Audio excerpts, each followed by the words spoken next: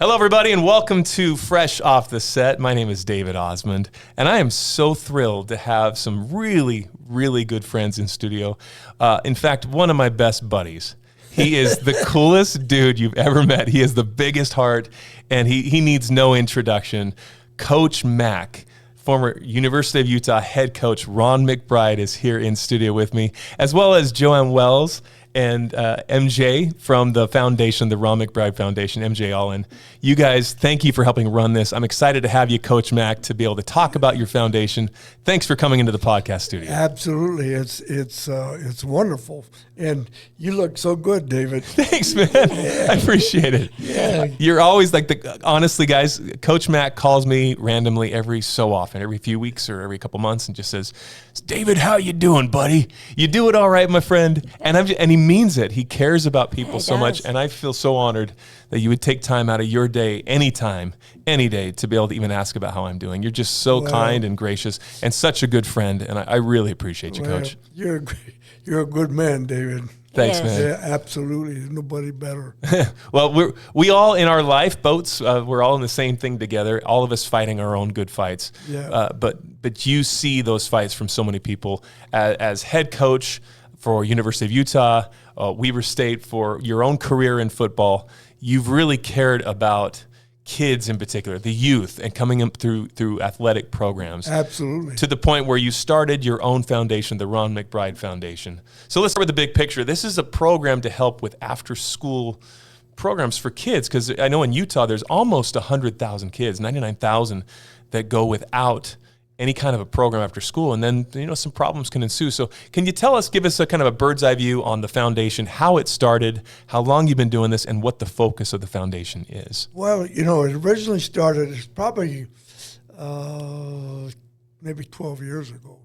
And Lavelle Edwards and myself are actually the ones who started it.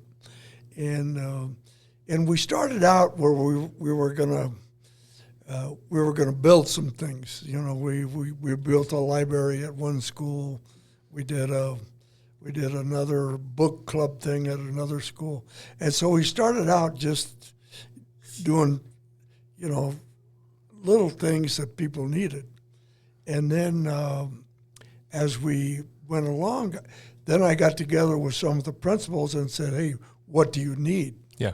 And then Joanne and myself were in this from the very, very beginning. And they said, "We need something for our kids from 3 to 6 because we have no control over these kids once they leave school. We need something to keep them occupied, something where they can learn, something where they can progress, something where they can get food, and take care of that area from 3 to 6. And so then we came up with MJ and Joanne and everybody with the after-school programs. And so it probably in the last 6 years, that's been our focus. That's really cool. So, Joanne, from the beginning, you started as executive director helping Coach Mac get this foundation off the ground. How many years ago was that when you started this? Actually, I have been with Coach Mac for 6 years, and we have seen this grown, David, every single year. The need is so tremendous. Kids that go home to an empty home, or in so many cases, are homeless.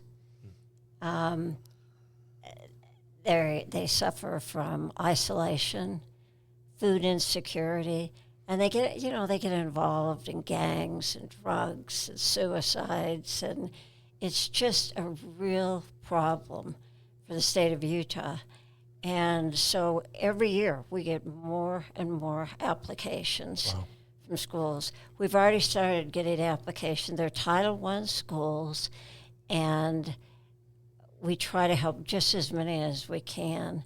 And it has been so rewarding because each of our board members have adopted a school, and so they visit school, once a month, and we've really seen the progress. and the kids a sense of connectivity to something bigger than themselves, friends, academically they improve all through these after-school programs. And, of course, the key is Coach, because he walks the halls of these after-school programs, and while the kids don't know who he is, they know he cares. And so he's like a rock star in these schools. They just gather around him and are just so excited that somebody would help them like this. That's amazing to see how Coach Mac walks into a room, you just light it up. And then those that do know you, they're like your best friend, and it's legit. And to have these younger generations now, even though they may not know your history and career as football coach and everything else you've done in your career, to know that you care, I think that's a great key, Joanne. It is. Because it takes that kind of a love and a heart, and then to get others involved. I know whenever Coach Mac makes that phone call, people jump. They just want to get involved. Previous footballers, players, they come in, they fly in from all over the place to be part of these events. Is that right? It is tremendous. The kids the football players that he had, Coach has always had this affinity for underprivileged kids, kids that need help, and he helps turn their life around and expects them to give back. So when he makes that call, they go into the schools with us. They talk about their life. We had this one example that was just recent. The coach took 2 people in to this elementary school and talked to the kids, and both of the speakers grew up without a dad. And they talked about how hard it was and how they got in trouble. One of them went to prison for a while. They came back. They turned their life around with a lot of help from Coach Mac.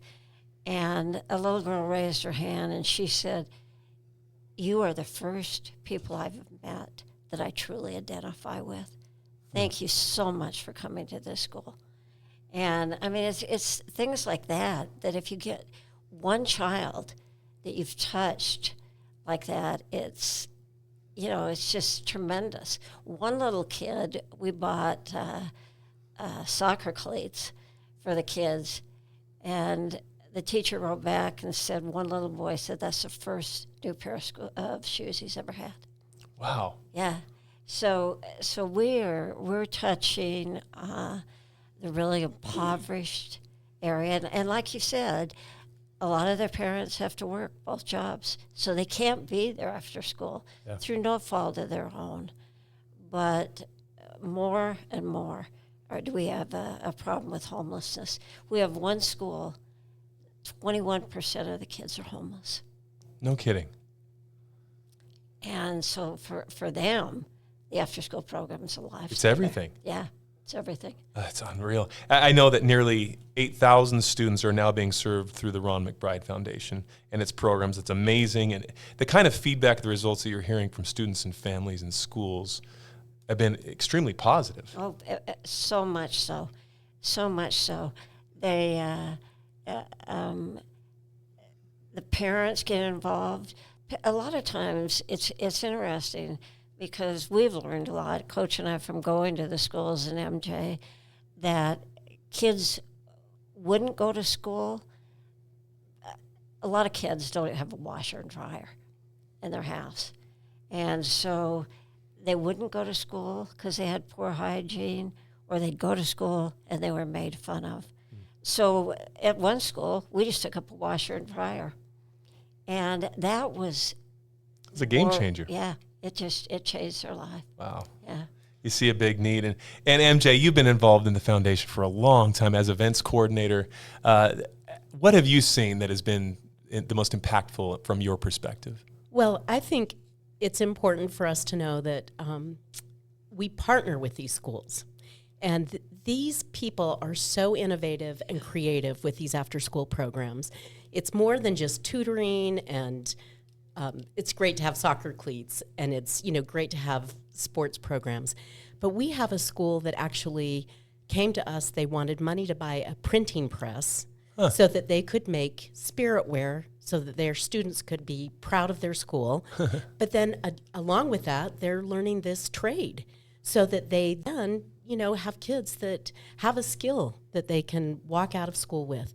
So it's really, the creativity, I think, is so impressive. And with all of the cuts in education funding, it's just paramount that we all as a village contribute to this. So we have all sorts of statistics where more kids are graduating. I mean, super impressive. Yeah. Something like 85% increase in the number of kids that are graduating in one of our schools. Because huge. They did have, support in the 3 to 6 o'clock time frame where these kids could get additional math tutoring. Yeah. And, maybe our funds go toward paying a teacher that is going to stay and help the kids. They get to build a relationship with these people. It builds their confidence. And one of the things that I'm so proud of with this foundation is that we do partner. We don't just send a check, but we are there. And I see board members that are just rolling up their sleeves and are, just finding out what makes these kids tick and what the schools need and what the principals need. And it's really, after sitting on many different boards over the years, this is the one that I feel is the most rewarding. That's impressive to walk side by side with those schools. And 29 that you're partnered schools. with? 29. That is so many kids in Title I schools. And to do all that and to have all these programs, it does take the almighty dollar. And so you put on some of the coolest events as an event coordinator. We do. Golf tournaments that are just so much fun. So much fun. Done that for a long time. How many have you done for the golf tournaments alone? Well, this is our 10th annual. 10th annual Love You Man golf tournament. Love You Man. It's going to be held at the Old Mill Golf Course, so not shabby digs. And so many great some of the old footballers that you work with and you coach, they fly in for this specifically because it's such a great event. It's like a reunion weekend for them, And we also tie in a big social event that night after the golf tournament. So, we use it to build the relationships, to build the funds, to support these. It's just like a big cycle that we're going through, and we have a lot of. I think the word is getting out. We're getting a lot of applications. Good. And so we know that there are more schools and more needs, which means that we need to have more funds to to take care of them. That's right. One of the things that I really have to add is, David, you cannot believe the generosity of our big donors. Really? I mean, we couldn't do this without the Eccles Foundation, without Kim Gardner, without the Huntsmans, without the Millers. The Marquardt Kimball. Kimball. Yesco is a big sponsor. These people, because of Mac, they do it because they know that he will make a difference. And they always say, we can write the check, but you go in and do the work.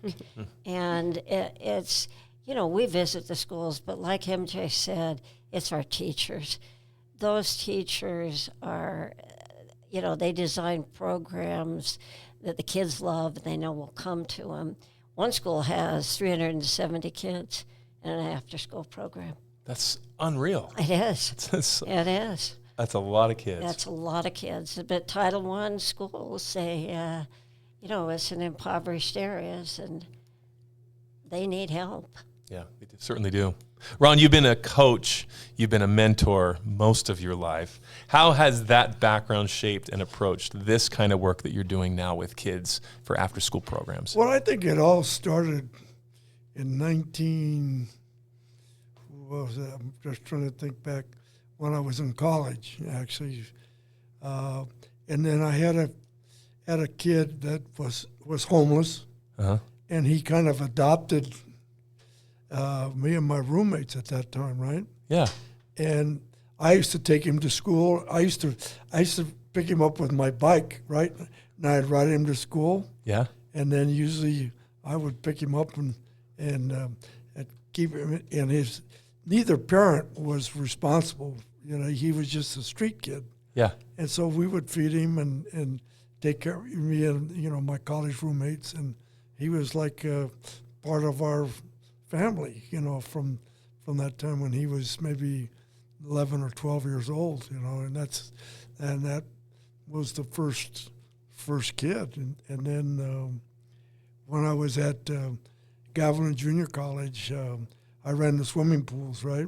Uh-huh. And so I sent a bus downtown and picked up all the kids to come to the pool. This is while you're a student yourself. This is I was coaching at Gavilan Junior College. And the junior college. Yeah, that's right. Yeah, so we would pick them up, we'd bring them up, and we'd do anything from teaching them how to swim to just let them hang out to keep them. Then at 5 o'clock, we'd put them on the yellow bus and send them back home.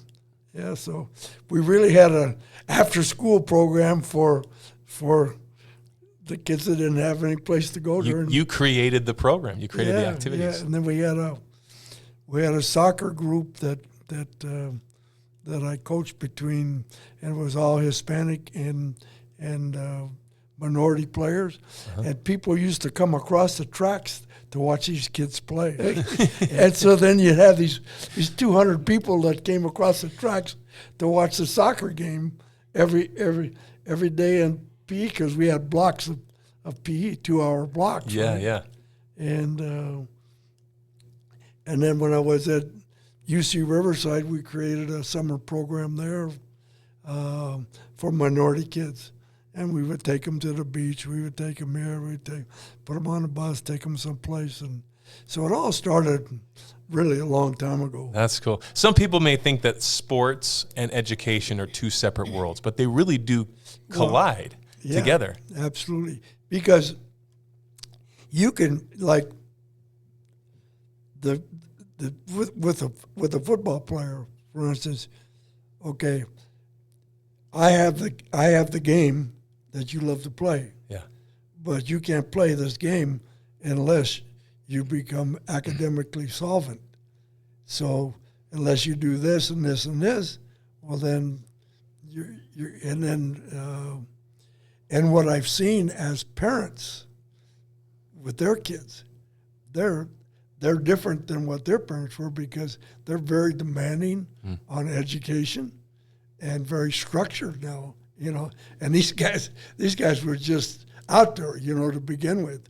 And then I would press this education thing with them and their future and the fact that you have no future without an education. That's right. Because the more education that you get, the better decisions you're going to make in your life about what you need to do. You've seen that firsthand yourself. Oh, absolutely. Yeah. Looking back at your football career, is there a moment or is there a lesson from that time that directly influences how you lead this foundation today? Well, I think, yeah. So we had when I first came to youth, I was the head coach. Yeah. We had 1990, right? Yeah, we had a prop program where you could get kids in a school that were non-qualifiers, and they had to sit for a year. Okay. And so I brought in probably 10 prop kids that were already really good football players.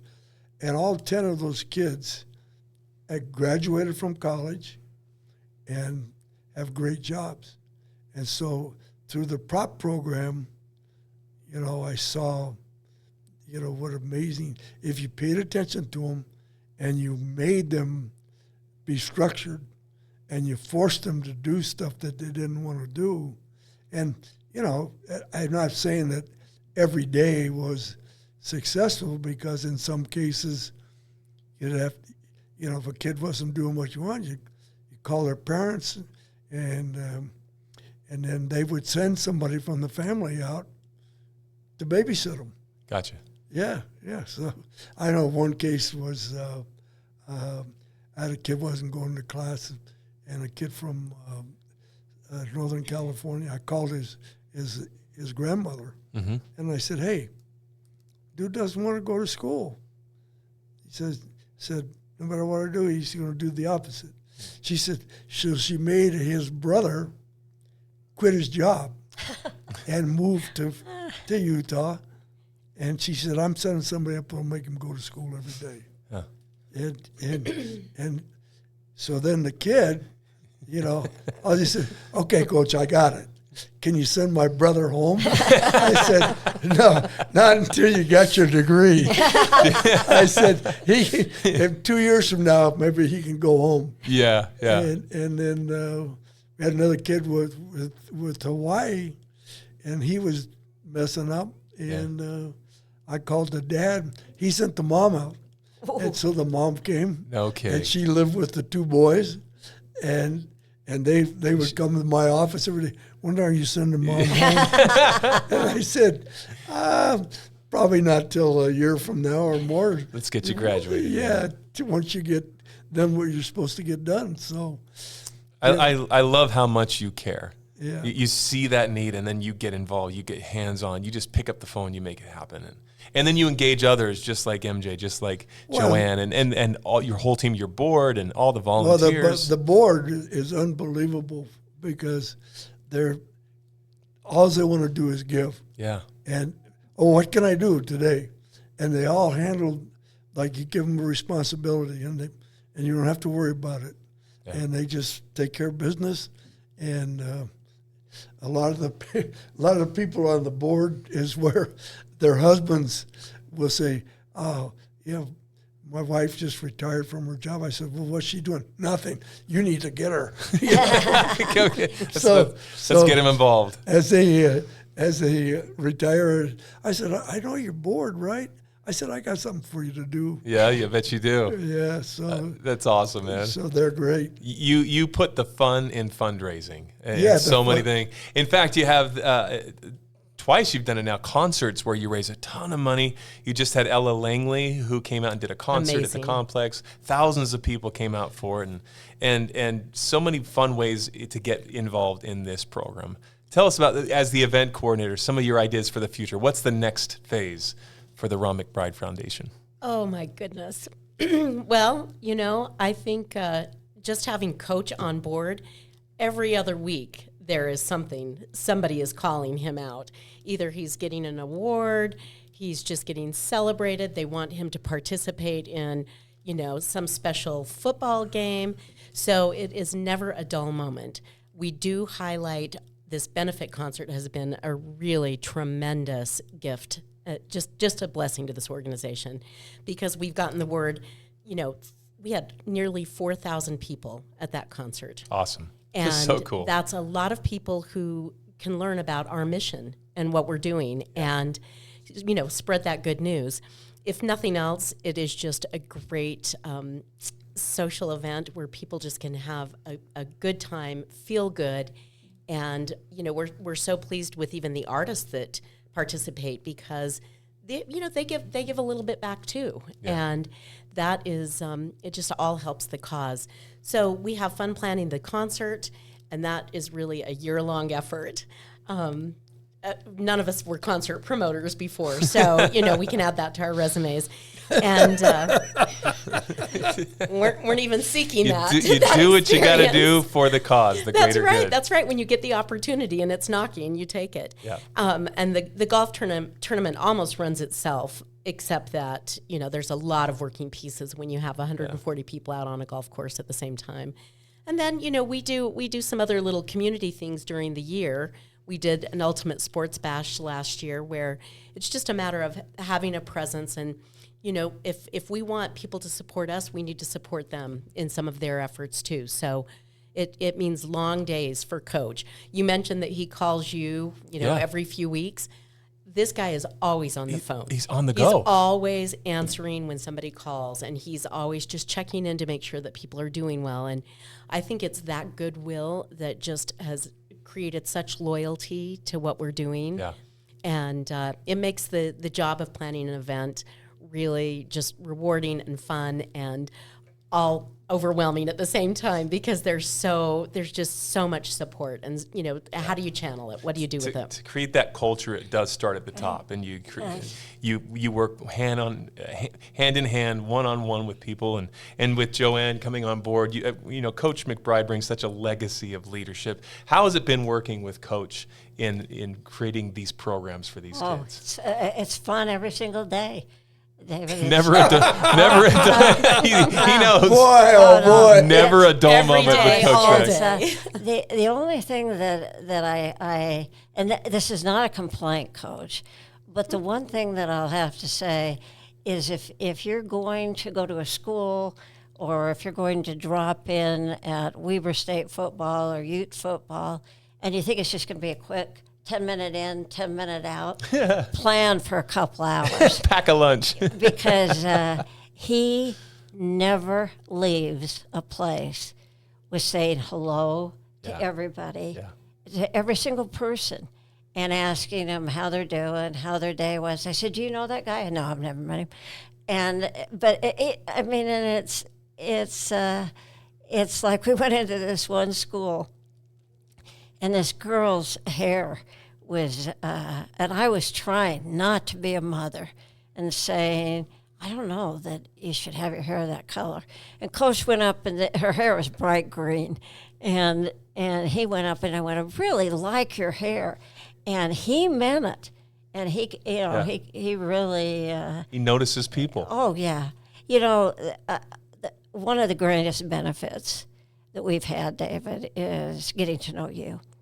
I mean, you have been such a wonderful supporter of this organization and brought so much joy and so much spirit into it that I've got to thank you for that. I'm honored. Thank you for that. Where much is given, much is required, and I love seeing people who walk the walk and they talk the talk, and you're the real McCoy, Coach.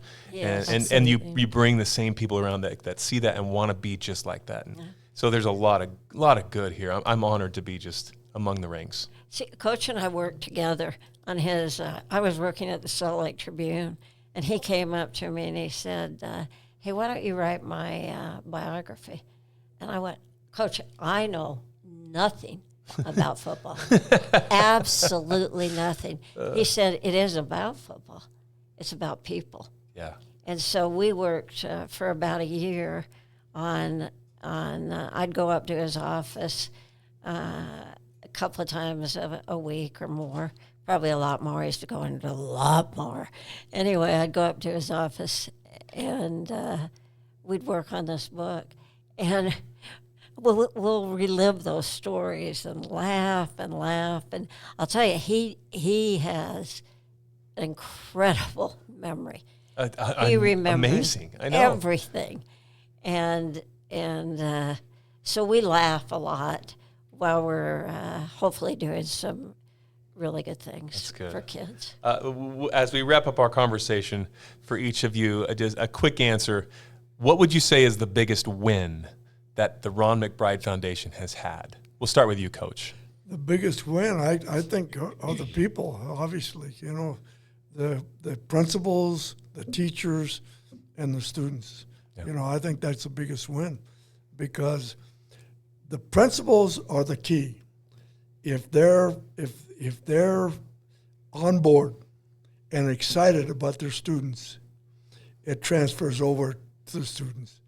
And if they're excited about the after-school program, the principals design the program, and they're the whole key to it. The leadership at the school is paramount.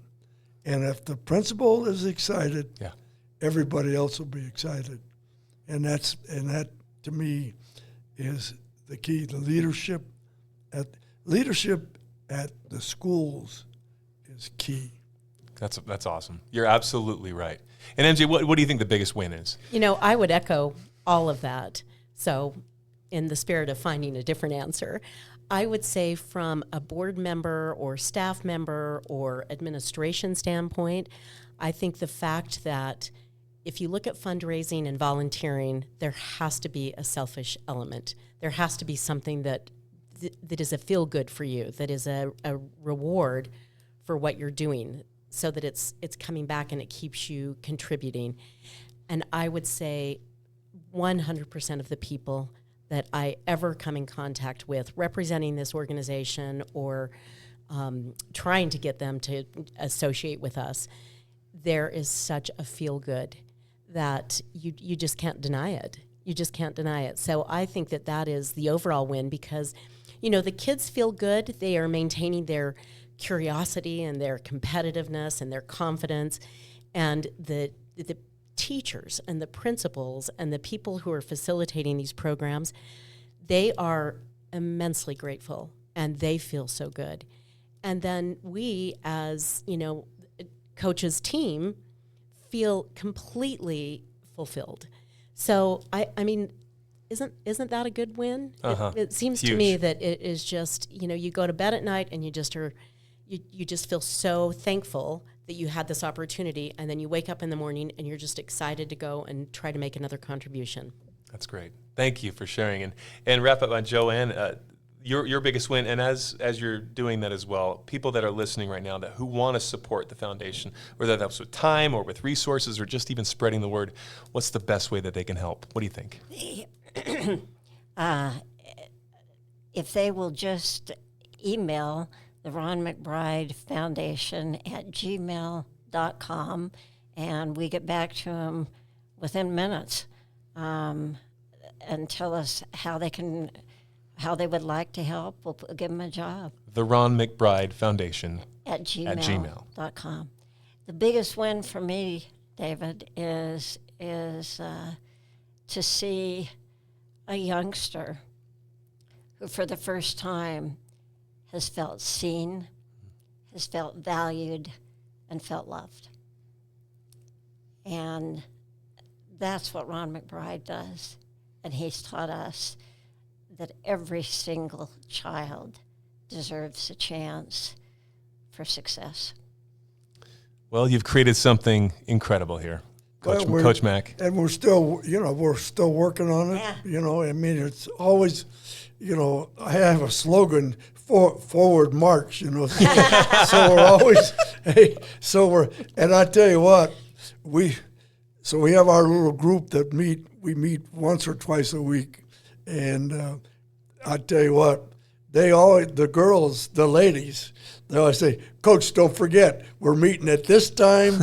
And they make sure that I'm on board. Like I know that this morning, Joanne usually tells me what to dress, but I didn't dress appropriately. So, you look great and comfortable, and you've earned your stripes. So she's looking at me as I'm going out the door. She's saying, how come you dress like a dog? That's not true. And then you've earned the right to wear sweats anytime you want. So over this, we had a wedding over the weekend, and they made me wear a tie, and I'm thinking, I'm not wearing a tie. Yes, you are. So then we get to arguing about what I was going to wear. And then Vicki always says, you can't look like you always look kind of stupid, And, I love your wife. She's amazing. Well, she's a firecracker, isn't she? She's a trip, yeah. She keeps you in line, and you guys are a perfect pair. You're just peas in a pod. I'm so honored you would be here, Joanne, MJ. Coach Mac, it's been an absolute thrill to chat with you. Congratulations on all the success of the Ron McBride Foundation. I appreciate you, David. And going forward for all these kids, they desperately need you. And so on behalf of all those kids, thank you for what you've done. Thank you, David. And we need to continue to grow and continue to address the problems. Keep marching forward. Yeah, keep Right. marching Forward march. Yep. Forward march, yeah. So no matter what you do, you can do more, you know. And so, and fortunately for myself, I have a bunch of motivated people. Yes, and you do. And they keep me, I tell you what, they don't let me, hey, Coach, you need to do this or you need to do this. It's like, okay, what time? Full circle, you have coached them, and now they're coaching you. Everyone keeps each other in check. Write this down because that's where you're supposed to be, and so-and-so will pick you up at this time. And yeah, it's kind of like, It's a fun group to be a part of and to march forward with. And thank you again for all you do. We're Thank you. honored to be in the trenches. You are the man. Yeah, You really are. Thank you for who you are. Well, I tell you what, I got a lot more to do, and so that's where my life is going. That's what it's all about. You'll never quit. You'll keep going. Yeah. And thank you for that inspiration for so many. And thanks for joining us on Fresh Off the Set, Coach Mac, MJ, Joanne. The Ron McBride Foundation, go Google it, search it, do anything you can to get involved. It is a great group to be a part of, and we appreciate you spending the time today with us on this so podcast. much, David. Thank you. Thanks, David. Coach Mac. All right. Hey, yo, David. Yeah, let's go. Onward and upward.